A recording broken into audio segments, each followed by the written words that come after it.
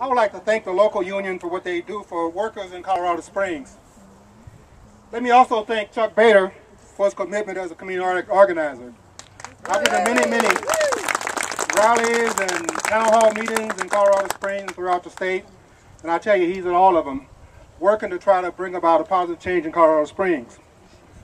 Also remind you that this is the first time that I know of that we have had the El Paso County Democratic Party and unions to partner on an issue. And healthcare is an important issue.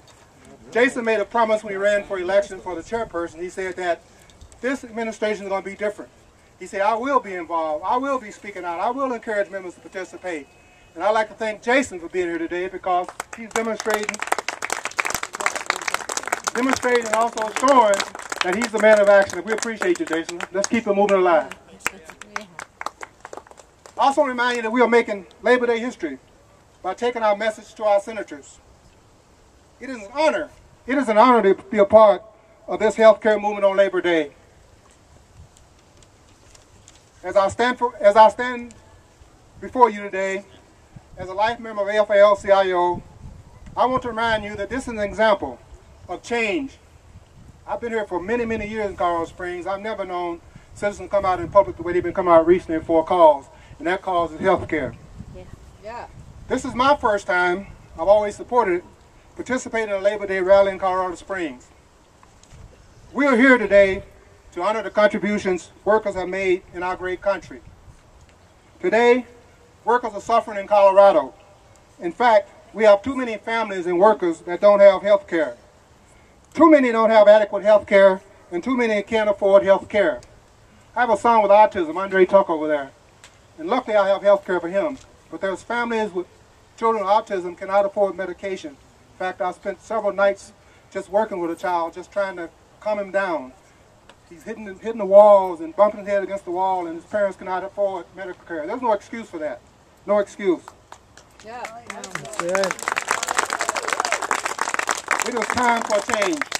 There are many reasons we need to change. There are many reasons we need health care reform. I'm used to standing in front of a podium, but just bear with me. You're doing good.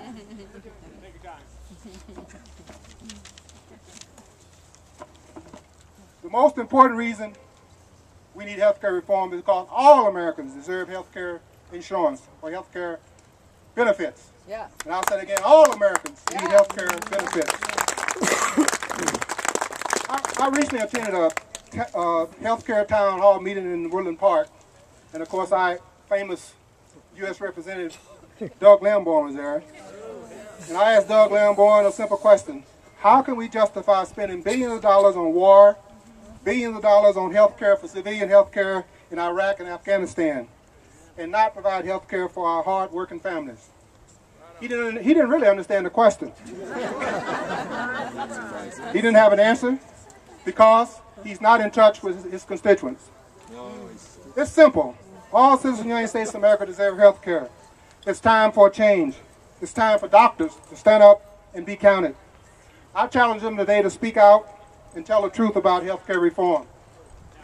Yeah.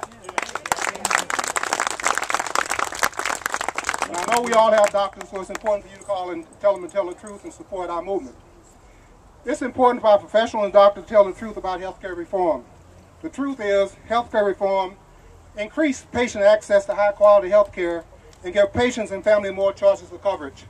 Today, insurance companies decide whether to cover a patient, and that's not right. The proposed health care reform legislation removes financial barriers to purchase insurance. To propose to eliminate co-payment for preventive care services. What does that mean?